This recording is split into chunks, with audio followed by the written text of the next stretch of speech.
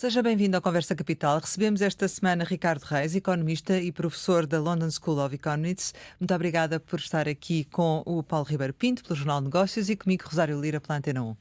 Como sempre acontece, começo por lhe perguntar o que é para si neste momento capital em Portugal? Acima de tudo, é revertermos esta tendência de já mais de 2 décadas de estagnação económica, de não termos um crescimento robusto que permita corresponder às ansiedades dos portugueses, ao desejo legítimo que têm de enriquecer, de ter uma vida melhor que os seus pais, algo que foi normal em Portugal durante várias décadas, mas que não é hoje, em que temos muitas pessoas nos casos dos 20 anos, 30 anos, que não vivem melhor do que os seus pais viviam há 20 ou 30 anos, quando tinham a sua idade. Essa reversão é essencial, essa capacidade de gerar riqueza, de gerar crescimento económico, resolveria a maior parte dos problemas dos portugueses, quer sejam a insatisfação que temos com os serviços públicos, que simplesmente não conseguem entregar aquilo que queremos porque o país não produz a riqueza necessária, se resolveria a frustração que temos com a imigração dos mais jovens, porque passaríamos a oferecer-lhes as oportunidades que eles tanto anseiam, resolveria o problema da habitação ou da imigração, porque se tivéssemos outro nível de riqueza, a nossa capacidade de absorver essas pessoas, a nossa capacidade de providenciar habitação às pessoas estaria também resolvida. Portanto, eu penso que capital, no centro de tudo, está mesmo esta questão do crescimento económico. Não é fetiche nem opção de economista, é mesmo o que é capital para entregar às pessoas aquilo que elas desejam da sua sociedade. Ou seja, acha que do seu ponto de vista que vivemos uma espécie de ilusão no curto prazo, ou porque quem olha para os números e quem fala sobretudo deles, diz-nos que Portugal cresce acima da média da zona euro, que a dívida está a cair, o emprego está em máximos. É uma ilusão ou não? Não é uma ilusão, mas repare, estão aí misturados diferentes questões, diferentes problemas. Há a questão da estabilidade das finanças públicas, da dívida pública, de termos uma crise financeira em breve ou não, e nesse sentido estamos em muito bom estado hoje, com certeza muito melhor do que já estávamos há algumas décadas. Há a questão do emprego, ter um emprego é muito importante, a capacidade das pessoas arranjarem uma ocupação que as satisfaça, e aí também a economia portuguesa está em bom estado.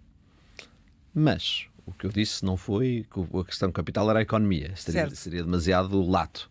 Eu disse especificamente o crescimento económico. E quando falamos de crescimento económico, essa questão de crescermos acima da média europeia é uma média europeia muito fraquinha mesmo, e estarmos acima ou não, com esta revisão dos números da população, daquilo que conta que é a riqueza produzida por cada pessoa, não é claro se sejamos muito acima ou não, mas é praticamente um erro de arredondamento mais do que isso. Na Europa toda, hoje, vive-se a frustração de estarmos com um problema de crescimento económico em relação aos Estados Unidos, já para não falar em relação ao Sudeste Asiático e outras zonas do mundo.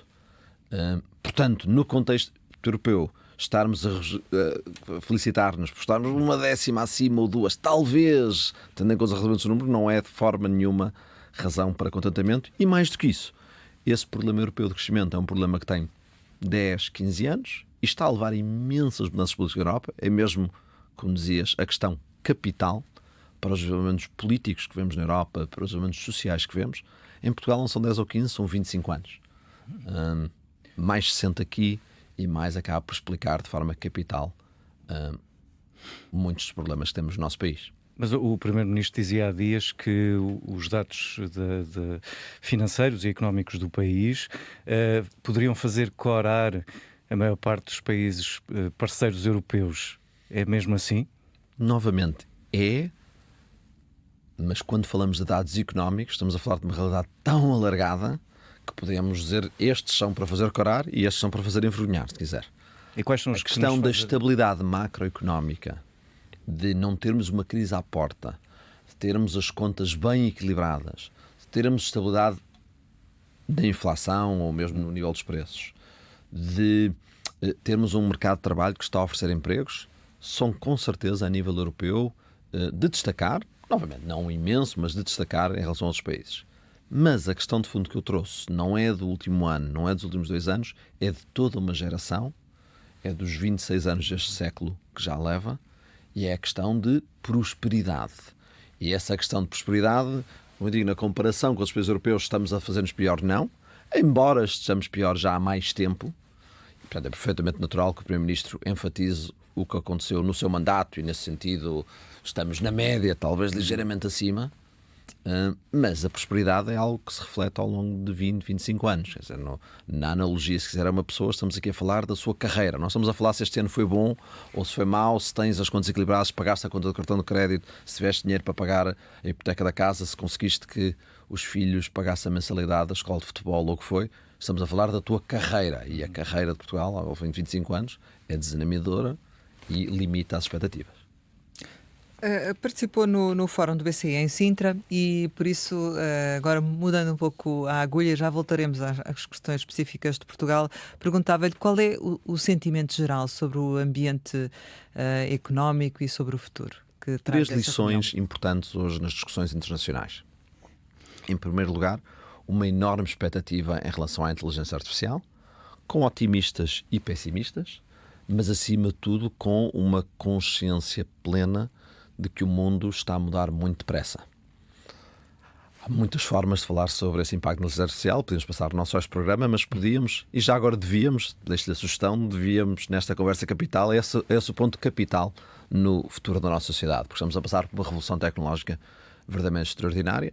É verdade que quem está no setor faz o seu marketing e empola ainda mais as possibilidades e como vai ser tudo próspero daqui a 3 meses, não é verdade, mas que é uma mudança estrutural de fundo, isso é, e uma mudança mesmo muito importante. Mas por incapacidade de saber lidar com a situação, é isso que resulta da reunião ou não? Não, de discutir quais são as suas implicações, não é incapacidade nem capacidade, mas não há tema maior neste. Nós podemos estar a passar por uma 4ª revolução industrial, com um ritmo de mudança muito mais acelerado que as revoluções industriais que tivemos anteriores. E, portanto, perceber que implicação é que isto tem para a economia é central, não só para o Banco Central, mas para todos nós, e como vamos mudar. Eu acho que uma forma de resumir o que a inteligência artificial traz é que a automatização que tivemos, primeiro da indústria, da agricultura também, e que tem sido uma enorme, mudança no que nós compreendemos que é a agricultura hoje. A agricultura hoje é um trabalho de máquinas, são poucas as pessoas envolvidas. Está a chegar ao setor dos serviços. É isso, acima de tudo, que a inteligência artificial é no setor dos serviços, em que as máquinas, como os computadores ou os microfones que eu tenho aqui à frente, ajudavam o trabalho dos humanos, mas não substituíam. Neste momento está a chegar com a inteligência artificial e isso tem uma implicação brutal, tal como tiveram as revoluções industriais anteriores. Está do lado daqueles que defendem que terá um impacto no emprego brutal e será necessário requalificar milhares de pessoas para que não deixemos ninguém para trás? Ou está do lado daqueles que acham que vai ser uma oportunidade para criar novos empregos, novas tarefas e avançar ainda mais? Acima de tudo, nestas alturas de verdadeiras revoluções tecnológicas, como da mesma forma como nós lidamos com o trabalho, é importante não estar do lado de ninguém, mas ouvir os todos os lados e tentar tornar, mais do que ter uma opinião, é estar ciente dos diferentes argumentos. Há uma lição em economia que tem sido verdade há muitos anos, mas talvez deixe de ser agora, que é que as novas tecnologias não destroem emprego, destroem uns, mas criam outros, mas não alteram a capacidade de absorver emprego, pela razão simples de que, ao mesmo tempo que alguns empregos passam a ser feitos pelas máquinas ou de uma forma mais eficiente, o enriquecimento a que isso leva a que eu queira mais coisas que essas sim são feitas por pessoas e, portanto, criam-se novos empregos da forma. Novamente, olhando há 200 anos com a Revolução Industrial, nós não havia setor de serviços, era muito pequeno e hoje em dia 70% do emprego está no setor de serviços. Tudo isto surgiu em 150 anos e, de facto, se falasses com o teu tetravô e lhe dizesses em que é que tu estás em emprego hoje, ou a maior parte das tuas pessoas, incluindo os teus familiares, ele não acreditava sequer que esses empregos existissem, mas todos eles satisfazem necessidades tuas e criam riqueza, no sentido em que criam satisfação. Mas agora não vai ser assim. Que não acho que o emprego... Eu acho que vai ser assim. Mas, novamente, eu acho que há bons argumentos para que seja assim, porque é uma observação económica que tem muita história para ser agora desmentida. Ao mesmo segundo ponto, em relação à requalificação que tu levantavas, repara que também o que estamos a ver nos últimos 2 anos, nos dados muito claro, é que as pessoas estão-se a requalificar. Uma mudança, mesmo em relação à internet há 20 anos, em relação aos computadores há 40 anos, o que estamos a ver hoje é que as empresas não precisam de gastar muito dinheiro em ensinar as pessoas a usar a inteligência artificial, porque as pessoas estão elas a aprender por si. Estão as pessoas a chegar às empresas e a dizer: eu estou a usar a inteligência artificial para me tornar mais produtivo porque eu tenho noção de que preciso disto para me manter competitivo, para manter o meu emprego, para fazer melhor. Isso já agora é algo que vemos pouco. Normalmente as transformações tecnológicas eram as empresas, os CEOs a dizer, bem, vamos aqui gastar não sei quantos milhões para treinar os trabalhadores. Os trabalhadores neste momento são o agente da mudança. Portanto, isso leva-me também a algum otimismo à questão que perguntavas da requalificação. As pessoas estão-se a requalificar já. Para isso muito contribui o investimento de décadas na educação. Temos uma parte maior da força de trabalho tem pelo menos o secundário, está habituada a usar computadores, vai à internet e aprende por ela como usar a inteligência artificial. Isso é uma mudança muito grande em relação aos programas de treino, como tu falavas, mais convencionais. Mas Portugal está agora mais preparado do que estava em anteriores Está porque somos um país mais educado. E, portanto, aí está. As pessoas hoje aprendem por si, acima de tudo, o que a universidade sempre ambicionou dar, ou o ensino secundário mesmo, mas sobretudo a universidade, é ensinar-te a, por ti, conseguires aprender o que é preciso. Nesse sentido, e tem sido esse o ênfase em educar a população, não é ensinar técnicas, porque se tornam obsoletas, mas ensinar-te a aprender por ti. E eu penso que vemos isso hoje, quando eu vejo tantos trabalhadores, provavelmente aqui também nas vossas empresas como noutras, que ouvem isto e vão aprender elas próprias à noite como é que eu vou usar essas ferramentas. E vemos, e de facto, isto era uma realidade que há 60 anos em Portugal, quando as pessoas tinham escolarado mínima, não tinham capacidade de aprender por elas, ir à procura de conhecimento. Vamos regressar aqui ao fórum do BCE. Esse era o primeiro aspecto, mas de 4 que queria assinalar relativamente às preocupações do ambiente económico, digamos assim.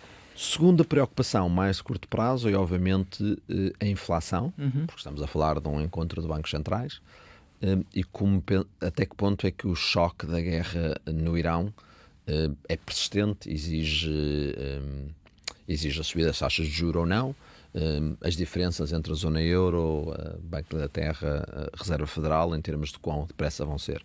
Isso é uma grande discussão, é uma discussão importante, porque no fundo é essa o pão, o dia-a-dia do Banco Central. As notícias têm sido animadoras, no sentido em que, de facto, há um aumento do nível dos preços, mas ele revela-se relativamente moderado e transitório. Moderado porque o impacto nos preços da energia e da eletricidade, não tanto do petróleo, mas da eletricidade, acabou por ser relativamente moderado, graças à substituição que temos entre diferentes formas de produção. E menos persistente porque não só o conflito, mas a transmissão para subidas de outros preços ou mesmo subidas de salários que possam levar a que o aumento se precise no tempo, está-se a revelar até agora relativamente transitório. O que implica que, dentro dos bancos centrais, o que tem acontecido é que a perspectiva que teríamos há 2 meses de uma grande subida das taxas de juros nos próximos meses, hoje em dia parece que, ou pelo menos o que estava em discussão, é até que ponto é que não. Quer dizer, uma subida mais atenuada, talvez no caso do BCE, de momento, e ninguém sabe o que os dados vão ser, mas talvez mais 1 ou 2 subidas, ou mesmo mais nenhuma, seriam tocadas, o quanto que aqui há 2 meses falavam de 3, 4, 5 subidas nas taxas de juros para cima de 1%. Portanto, isso é obviamente grande discussão, porque estamos a falar de dados preliminares, estamos a falar de tentar interpretar o que é que se passa, mas esse é um segundo tópico, obviamente que num fórum de bancos centrais tem, como deve ser, central. Portanto, esse é um segundo tópico importante. Terceiro tópico, um pouco ligado à inteligência artificial, mas não, a digitalização dos meios de pagamentos. O euro digital, que está aí à porta, apresentações muito interessantes de uma experiência grande feita na Coreia, que teve um grande teste da sua moeda digital, com 80 mil pessoas e várias lojas dos principais bancos, e correu muito bem, mas até que ponto é que isso pode ser estendido? E mesmo quais são as vantagens ou desvantagens, tendo em conta que do outro lado do Atlântico a Reserva Federal não vai criar dólar digital nenhum e acha que é tudo não é preciso de forma alguma, portanto, grandes discussões, há uma grande diferença ao contrário da Europa, não é? Em relação a quem acha que isto faz muita diferença e vale muito investimento e quem acha que não. Por fim, em quarto lugar, e talvez o menos significativo, mas o mais noticioso, foi a primeira vez que Kevin Warsh, o novo Presidente da Reserva Federal, esteve no palco durante 50 minutos com uma entrevistadora a fazer-lhe perguntas de uma forma relativamente livre e, portanto, perceber qual é a sua posição em relação aos... E o que é que achou? Tempos.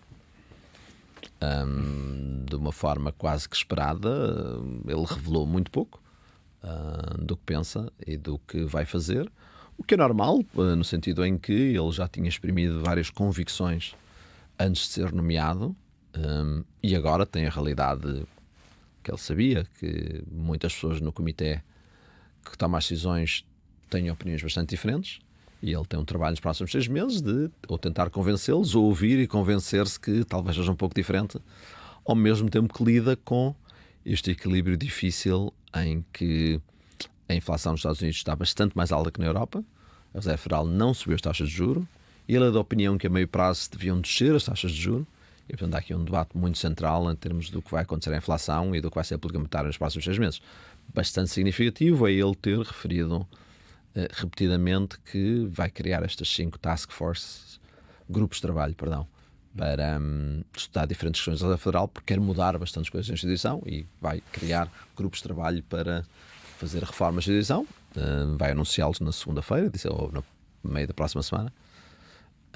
E aí sim vamos começar a ter alguns sinais daquilo que ele quer mudar na forma que a política monetária é conduzida nos Estados Unidos. Mas para já, acima de tudo, mostrar abertura de espírito e diálogo com os seus colegas. Temos de lembrar que do comitê que faz as decisões nos Estados Unidos estavam 8 na sala. Vêm todos também, este fórum também. E portanto ele estava tanto a falar para vocês ou para mim, como estava a falar para os seus 8 colegas na sala, com os quais tem de se reunir nos próximos 6 meses para, por votação e maioria, tomar as decisões que ele acha mais adequadas. Voltando um pouco atrás sobre a decisão do Banco Central Europeu de subir as taxas de juros em 25 pontos na reunião de 11 de junho. Foi a decisão certa.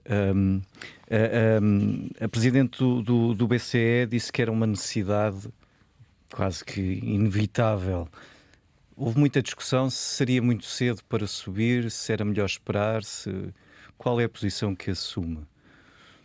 Ainda bem que há discussão, é bom sinal que assim é, porque são decisões importantes e, como em qualquer empresa ou em qualquer família, há decisões importantes que têm de ser discutidas e há sempre argumentos a favor ou contra. Eu sou da opinião que, pessoalmente, que foi a decisão certa, tendo em conta que a inflação, à conta deste choque petrolífero, vai subir. Eu penso nas minhas estimativas que vamos ter um pico de inflação talvez nos 3,5, ou seja, nos próximos 12 meses os preços vão estar um pouco acima do que as pessoas esperavam e do que o Banco Central, do que é o alvo do Banco Central. Nesse ponto, não só porque os preços vão estar acima, mas também porque os dados do emprego não são particularmente graves ou preocupantes. Não são animadores, mas também não são graves e preocupantes. Parece-me que os trade-offs, os desequilíbrios que o Banco Central tem de ter neste momento se inclinam para se preocupar com a inflação. E depois, porque vimos nos últimos meses, foi com uma ligeira mudança nas expectativas dos mercados, em que as pessoas acharem que esta inflação podia ser maior ou persistir, tornando-se por isso importante para o Banco Central Europeu, que começa com taxas de juros muito mais baixas que quer os Estados Unidos, quer a Inglaterra, quer mesmo o Canadá, reagir dizendo que, levando a sério o seu mandato, levando a sério a inflação, tem de subir as taxas de juros, porque se temos um choque inflacionista, sobretudo, temos de subir as taxas de juros para trazer para baixo a inflação. Portanto, isto foi mais uma sinal, subida de hoje. Foi um sinal. Um sinal, mas uma ação, não foi não foi um exercício performativo, se quiser. Se a inflação sobe, o Banco Central tem de subir as taxas de juros para a trazer para baixo mais depressa, em vez de esperar durante muito tempo para ela descer.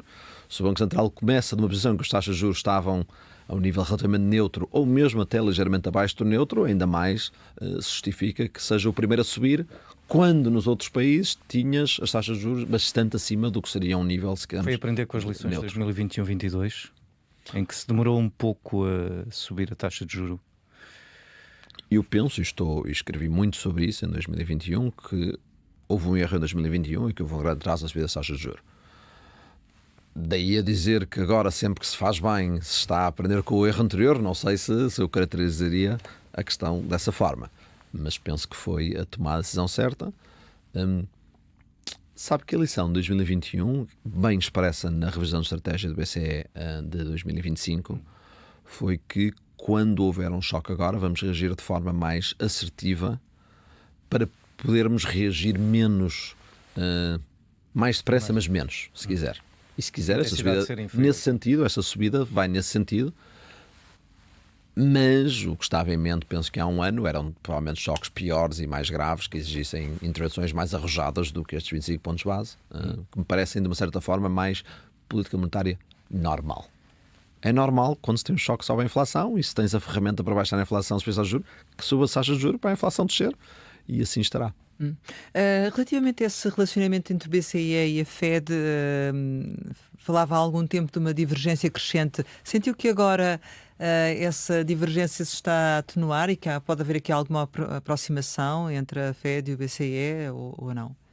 Não é uma questão de divergência no sentido de conflito, Certo. oposição. É de caminho, não é? Cada instituição é independente da outra e, ao mesmo tempo, há enorme colaboração apenas no sentido de troca de ideias e de percepção de que os problemas, sobretudo no setor financeiro, serão sempre globais. Agora, a economia americana e europeia estão em estados diferentes.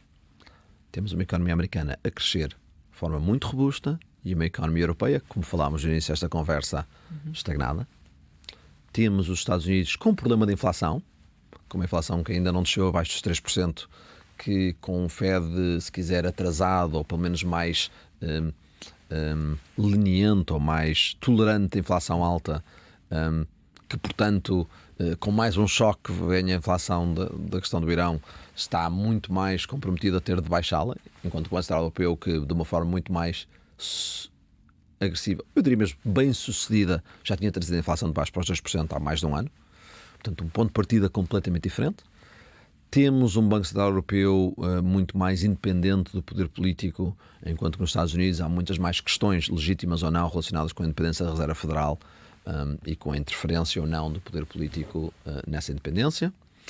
Temos uma divergência grande em relação ao euro digital, até à necessidade que há de haver uma moeda digital oferecida pública em vez de privada, com os Estados Unidos muito mais a dizerem que a iniciativa privada é que vai oferecer formas de pagamento digital, enquanto que na Europa vamos mais pelo lado público.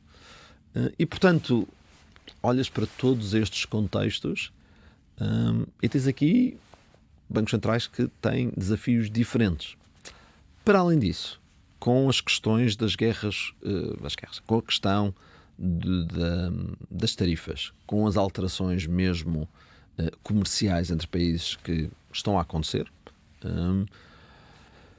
adivinha-se que possam também surgir alterações nas taxas de câmbio entre o euro e o dólar, e não só, o que por sua vez novamente leva a uma assimetria em termos do que é puxa a inflação para cima de um lado ou para baixo do outro lado, e que pode levar a políticas monetárias diferentes dos dois lados. Portanto, as circunstâncias são diferentes, às vezes estamos todos a fazer praticamente o mesmo, às vezes é diferente. Olhamos para 2008, 2009, mas as dependências era tudo parecido, grandes, tínhamos uma crise financeira global. Em 2010, 2011 nós tínhamos uma crise de dívidas soberanas, eles não tinham. Em 2015, 2016, até 2020 era basicamente o mesmo desafio dos dois lados do Atlântico. 2021, 2022... Neste momento os desafios são diferentes e daí essa divergência. Os desafios com certeza são globais, mas como disse, o ponto de partida é diferente, o ponto em que a instituição está, o poder que tem nesta altura, as ferramentas que tem, aquilo que acha que são desafios diferentes, tendo em conta, acima de tudo, aquilo que, e voltando ao ponto de capital que me perguntavas no início da conversa, a falta de crescimento económico na Europa, que é grave e do qual nós temos de nos consciencializar. Nós podemos estar a ficar para trás nesta nova revolução industrial. Eu não gostava que a Europa se transformasse no continente que produz turismo, da mesma forma que não acho que tenha sido bom para Portugal há 200 anos, como escreveu famosamente o grande economista David Ricardo, fazer vinho enquanto que os ingleses faziam indústria. Não acho que foi bom para Portugal na altura, não acho que seria bom para a Europa agora nós especializarmos apenas no turismo e vermos os Estados Unidos a crescer mais depressa e alcançar melhor bem-estar. E isso tem implicações para a política monetária, assim como para tudo o resto. Mas têm sido feitos alguns investimentos na área tecnológica, pelo menos é isso que Portugal ambiciona, ou pelo menos a mensagem política tem sido essa. Se calhar não é suficiente. Portugal, como o resto da Europa, sim, felizmente, há algumas pessoas, se não mesmo muitas, que estão a perceber o desafio e o atraso com que estamos a ficar em relação aos Estados Unidos ou mesmo à Ásia. Eu gostava que houvesse um sentido de urgência maior. Nós falamos muito na Europa, mas não fazemos muitas reformas, incluindo neste país. Embora haja pessoas muito bem intencionadas e, mais do que isso, conscientes do desafio que é. Mas nós estamos a passar por um desafio grande. É difícil, por vezes, quando falamos de desafios, é mais fácil falar de houve aqui uma grande crise e, portanto, o desafio é resolver o problema no sentido de minorizar a crise ou um crash qualquer. Mas as oportunidades de negócio são também grandes desafios quando vês os teus parceiros a agarrá-las e te vês-te a ficar para trás nesse caminho. Pode não ser uma crise tão preocupante como resolver uma doença, mas a mim, pelo menos, preocupa-me que fiquemos para trás, porque, como diria, gostava que a Europa continuasse a ser quase tão rica como uma das zonas do mundo onde somos mais ricos e temos melhor nível de vida. Ou seja, Donald Trump está a levar a melhor, digamos assim. Não penso que seja uma questão de política, não penso que Donald Trump seja um importante contributo para a revolução da inteligência artificial ou não. Portanto, não penso que é uma questão de política. Mas quer dizer, não facilita muito a vida à Europa, digamos assim. Não facilita. Não facilita a vida à Europa com os avanços e recuos nas tarifas e não tarifas, por exemplo, não é? Sabe que uma coisa, algo que se torna bastante claro nos dados é que, de uma certa forma, o comércio internacional ajustou-se de forma relativamente rápida a esta questão das tarifas. Nós não vemos qualquer desglobalização. O que vimos foi uma reorientação dos fluxos, muito por mérito da Europa, da forma como reagiu, mas, enfim, todas as alturas vêm com desafios diferentes, mas acima de tudo, para mim, o grande desafio agora é não ficarmos para trás nas novas tecnologias, adaptámos-nos bem. Eu penso que já é talvez, não diria que impossível, mas improvável que a Europa esteja na liderança na inovação, na inteligência artificial, mas podemos pelo menos estar muito à frente na adoção. Não precisamos produzir a inteligência artificial, mas pelo menos podemos adotá-la de uma forma que torne todas as nossas empresas em diferentes setores mais produtivos e competitivos, e se assim fosse, estaríamos muito bem. Nós já há muitas décadas, desde o final da Segunda Guerra Mundial, que inovamos pouco em relação aos Estados Unidos, não somos o motor da inovação do mundo, mas temos sido muito eficazes a adotar rapidamente e a não ficar muito para trás, e espero que aconteça mesmo agora, mas penso que é preciso haver algum sentido de urgência. Em Portugal, porque já são 25 anos de estagnação, e penso que muitos dos problemas políticos e sociais que vivemos têm a ver com isso, com aquilo com que comecei. As pessoas não sentem que vivem melhor do que viviam os seus pais. E não é uma questão de sentimento, é mesmo uma questão de realidade. No sentido em conseguirem constituir família, comprar casa, ter uma carreira estável. E para além disso, olhando para a frente, portanto, urgência que venha daí e urgência em relação a ver que o mundo está a mudar e que tu tens de te ajustar ao novo mundo e de incorporar as novas tecnologias. E, portanto, isso faz com investimento, é isso que está a dizer, relativamente a Portugal? Faz com reformas, faz com investimento, com esta conversa que muitos dizem há muitos anos, de facto haver um impulso reformista no sentido de adotar. Já referiu 3 ou 4 vezes reformas, a necessidade de reformas. Que reformas? Elas não acontecem no éter, não é? Elas, ou no etéreo, elas existem. Que reformas é que são necessárias? Portanto, quando falamos de adaptarmos e adotarmos uma nova tecnologia, precisamos de flexibilidade nas empresas, da capacidade de deslocar, mudar, qualificar trabalhadores em diferentes atividades, a capacidade, acima de tudo, de algumas empresas fecharem e outras abrirem, a capacidade de ganharem escala quando têm algum sucesso. Portanto, acima de tudo, essa flexibilidade económica, o remover de barreiras, muitas delas criadas por regulações que levam a que seja difícil, às vezes, setores novos expandirem rapidamente e setores ultrapassados encolherem. Já tivemos agora uma reforma laboral chumbada, não é? Lugar. Em segundo lugar, temos alguns investimentos nas novas infraestruturas que surgem, os centros de dados, sendo aquele mais visível, embora não seja necessariamente mais importante, mas que é preciso investimento, tal como foi preciso comprar máquinas quando tivemos a maquinização da agricultura ou outra, e, portanto, alguma necessidade de investimento. Em terceiro lugar, nós temos uma sociedade que muito virada para proteger o que existe em vez de abraçar o que é novo, e isto reflete-se em termos de licenciamentos no que diz respeito à urbanização, assim como um pouco acerca de tudo. Nós fazer, seja o que for, exige 53 estudos de impacto, seja do que for, e uma enorme aversão a que se mude, a que algo acabe para que algo novo possa começar. E, portanto, aqui estamos a falar de regulações, licenciamentos e muito isso. Estamos a falar de fiscalidade e da forma como na Europa, como um todo, e não só em Portugal, temos neste momento um sistema fiscal que é um enorme desincentivo, se quiser, uma enorme expropriação do sucesso, em que quando alguém tem sucesso, de repente começa a ter alguém, um setor, uma empresa, enfrenta imensa fiscalidade. Nós vemos isso sobretudo com o número de startups que, a determinada altura, mudam-se para os Estados Unidos, porque se ganhas alguma escala, começas a enfrentar um ambiente fiscal que basicamente retira tudo. Temos a ver, e muita prioridade na Comissão Europeia hoje, é a sua grande prioridade, a criação da União de Poupanças e de Investimento, de forma a podermos mobilizar o capital, que já está associada à questão do sistema de pensões. Nós temos um sistema de pensões que se baseia na taxação dos trabalhadores para dar aos reformados, com menos trabalhadores e mais reformados, um pouco mais inviável, e mais do que isso, porque se baseia na taxação, não se baseia na poupança. Até que ponto é que temos que começar a mudar para pelo menos haver o que se chama o sistema de capitalização, mas alguma taxação e redistribuição, mas alguma poupança para libertar recursos que depois são investidos nas empresas e que permitem o tal investimento que é preciso. Mudanças precisamente na forma como, no que esperamos do Estado Social em termos de redistribuição para os mais velhos ou os mais novos, dos mais novos para os mais velhos, tendo em conta que o peso de uns e outros e o nível de prosperidade, quer dizer, nós crescemos com um Estado Social em que os teus pais ou avós tinham tido uma vida paupérrima, miserável em relação à tua. Neste momento, os teus pais e os teus avós, em média, são mais ricos e são eles que estão a dar dinheiro aos filhos, não da forma oposta. Mas temos um sistema gerado de outra forma. O sistema fiscal, reformas muito profundas, repara, e de uma forma até mais global, nós temos um sistema fiscal construído depois da Segunda Guerra Mundial que assenta em taxar o trabalho. Temos que mudar e deixar de IRS, Segurança Social, nós taxamos os trabalhadores. Porque os trabalhadores são fáceis de taxar. Falamos de taxar o capital há décadas e é muito difícil fazê-lo, por várias razões, mas taxamos sobretudo o trabalho. Numa altura em que o trabalhador está substituído por robôs e por máquinas, taxar o trabalho não é boa ideia, 1. 2. O próprio trabalho nesta nova economia está a tornar-se mais móvel, mais parecido com o capital. Quando o trabalho é cada vez mais capital humano, as dificuldades em taxar o capital, que eram que ele se muda para outros sítios, aplica-se ao capital humano, que também ele imigra quando já demasiado. Portanto, e em terceiro lugar, o que vemos é que com o aumento da desigualdade, novamente a taxação do trabalho tem muita dificuldade em taxar as superestrelas, os que ganham mesmo muito.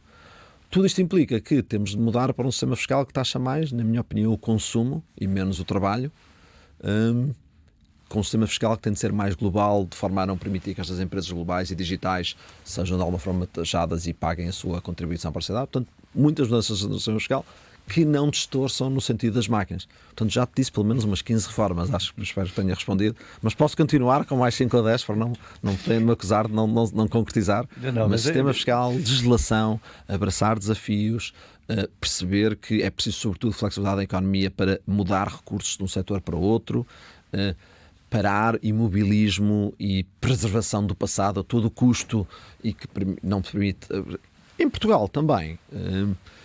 questões de pequena corrupção, a sensação que as pessoas têm de corrupção que depois não corresponde ao que vemos nos ministros ou que seja no Governo Central, porque aí há um escrutínio muito grande, mas que a nível mais baixo dos tribunais, do poder local, uma sensação de haver muitas barreiras a fazer, ou seja o que for, porque há imensas pessoas com poder para bloquear o que tens, o que acaba por ser um terreno fértil para a corrupção, novamente por causa de todo o licenciamento que existe. Portanto, há muito por fazer. E do seu ponto de vista, por onde é que seria possível ou mais urgente começar? Seria a questão fiscal, nomeadamente, porque é aquela que se reflete também nos orçamentos de Estado e que poderia ter aí algum impacto ou não? Uma grande lição em economia, que às vezes é referida como o teorema do segundo ótimo, que é que quando tu queres fazer reforma, quando tens de mudar 10 coisas, é um erro, é tentador, mas é um erro dizer esta é mais importante, logo é que eu faço primeiro. Certo. Porque a mais importante, se não forem feitas outras 9, pode-se acabar por revelar contraprodutiva.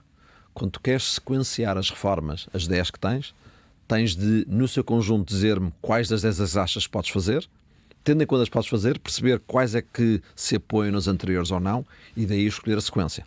Portanto, não diria que há uma prioridade. Tenho de devolver a pergunta e dizer-te, diz-me tu qual é a sequência, qual é o conjunto de pacote de reformas que estás disposto a fazer ou não, e das que eu apontei, há muitas que podes dizer que eu não quero, e dentro dessas aí podemos falar da sequência ótima, mas penso que é um erro começar dizendo qual é mais importante. Mas temos aí uma reforma laboral que foi tentada e que foi chumbada, porque enfim, a questão da medição de forças no Parlamento não permitiu que avançasse. Ou seja, independentemente de poder existir esse ímpeto reformista por parte do Executivo, se na verdade não passar no Parlamento, nada acontece, não é? E daí essa reforma laboral ia ao encontro daquilo que acabou de dizer, ou não?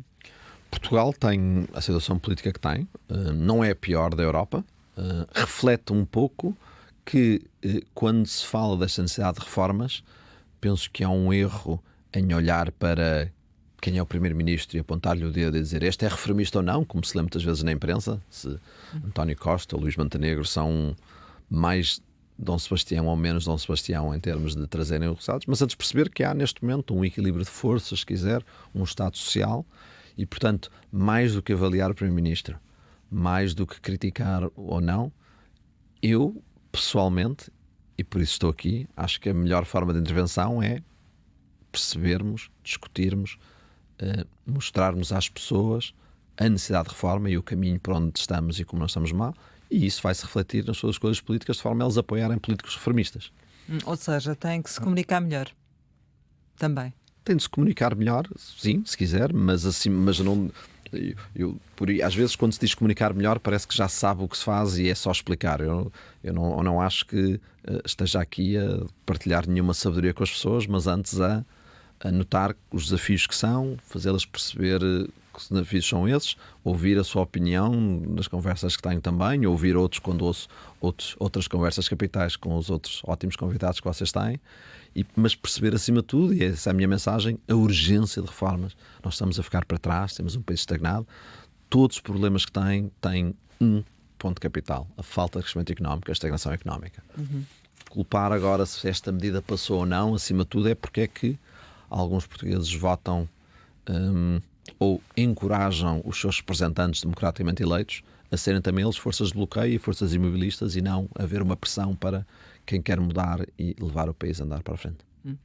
Relativamente ao próximo Orçamento de Estado, que está aí à beira, e neste contexto internacional que se vive, na impossibilidade de politicamente o Governo, enfim, ter que fazer o seu jogo em cedências, muitas vezes, que podem comprometer as contas públicas, como é que olha para o próximo Orçamento de Estado em Portugal em função de todas estas variáveis? O que é que deveria ser o caminho a seguir? O orçamento é sempre o grande instrumento de política económica do Governo, em que ele exprime as suas prioridades e em que ele, no fundo, usa os recursos públicos, que são grandes, para as suas prioridades, exprime as suas prioridades e para as formas que quer fazer ou não. Portanto, eu sempre que olho para um orçamento, olho com grande expectativa no sentido de ver as mudanças que o Governo quer fazer,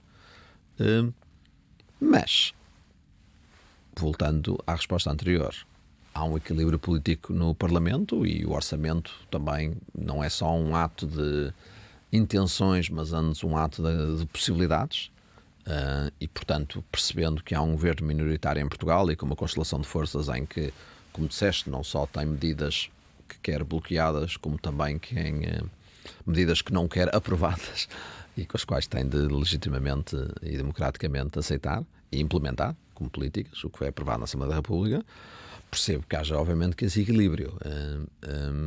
E, portanto, o que leva sempre às expectativas a serem moderadas, se quiser, tendo em conta esse equilíbrio. Mas mais importante, ou tão importante como o orçamento, e não menorizando de alguma forma o orçamento, muitas das coisas de que falámos aqui não passam só pelo orçamento, passam por uma atitude reformista e de mudança. Como vemos, por exemplo, no Ministério da Educação, que tem feito várias reformas importantes, algumas correrão melhor, outras pior, algumas melhor implantadas, outras pior, mas há pelo menos com certeza uma atitude de mudar que não tem passado necessariamente pelo orçamento de Estado em si, dentro da dotação total que esse Ministério goza. Mas faria sentido, por exemplo, continuar a redução de IRS e de IRC e manter o IVA, por exemplo, nos valores que está, em função daquilo que acabou de dizer? Sim.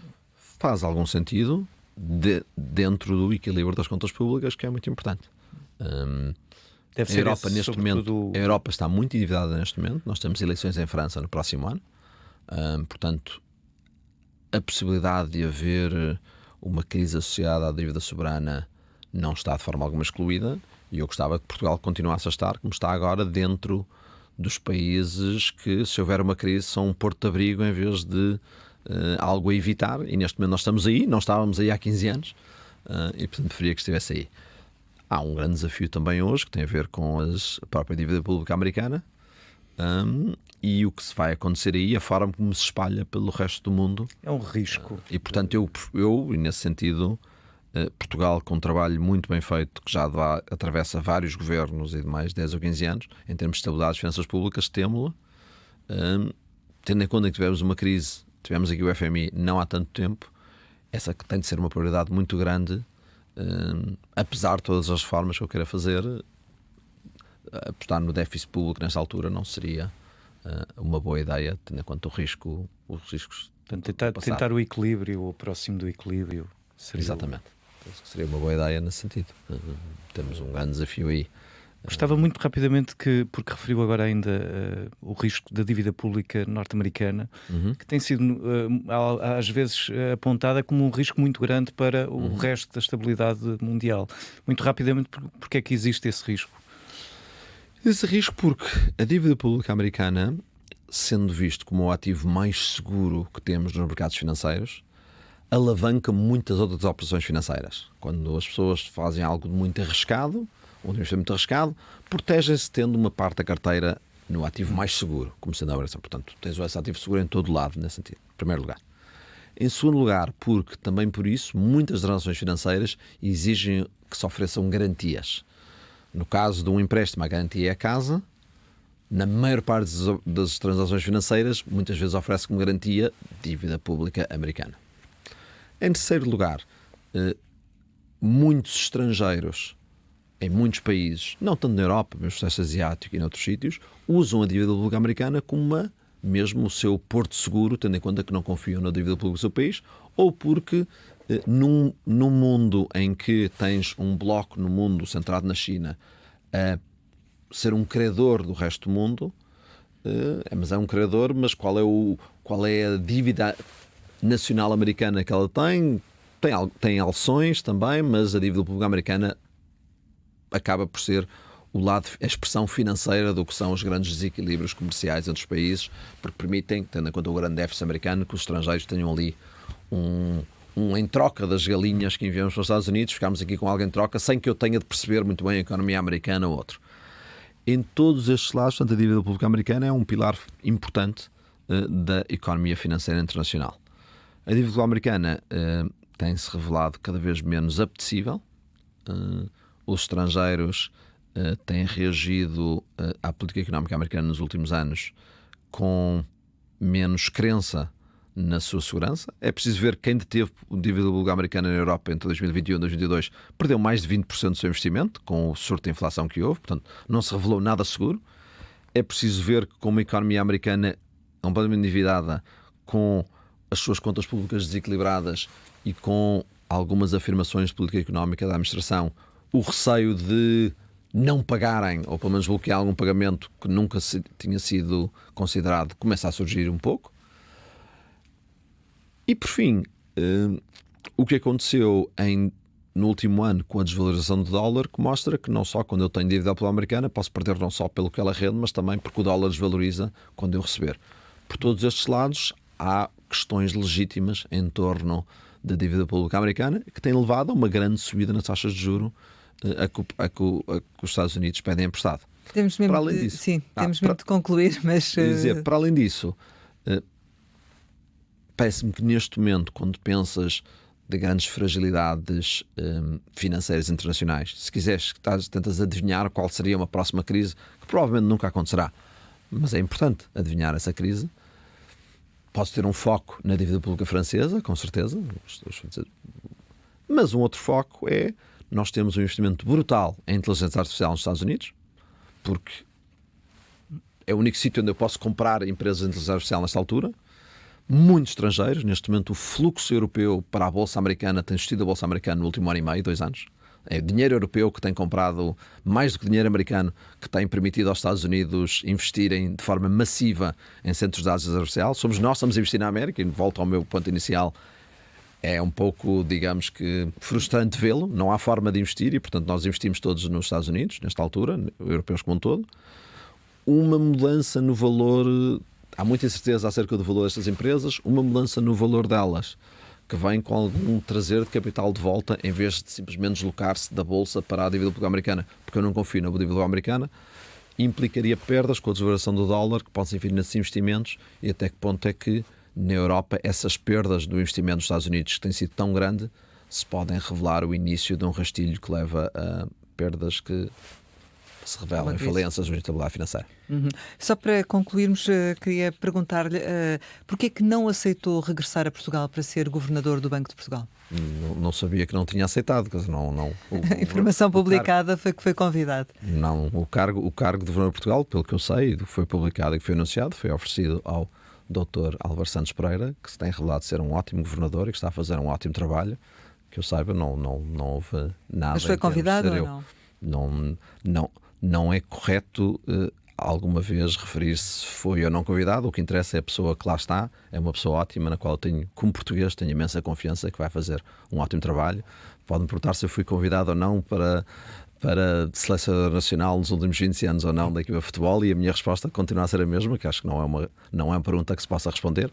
Só se respondem aos convites que se aceitam, não aos convites que existam, possam não existir ou não, de selecionador nacional de futebol ou do governador, seja do que for. Chegamos ao final e, como habitualmente, lançamos algumas palavras para uma resposta rápida. A primeira é TAP. Ativo nacional e empresa muito importante, que vai começar uma nova fase na sua vida, que espero que corra muito bem. Serviço Nacional de Saúde. Parte muito importante do Estado Social português, que precisa das suas reformas e que, acima de tudo, tem de lidar com um país que não gere a riqueza que as pessoas esperavam ter quando precisassem de usar o seu serviço, e, portanto, está numa situação impossível de não poder corresponder às expectativas, talvez por algumas falhas estão, mas acima de tudo porque o país não é rico o suficiente para oferecer os cuidados de saúde que as pessoas merecem. Regressar.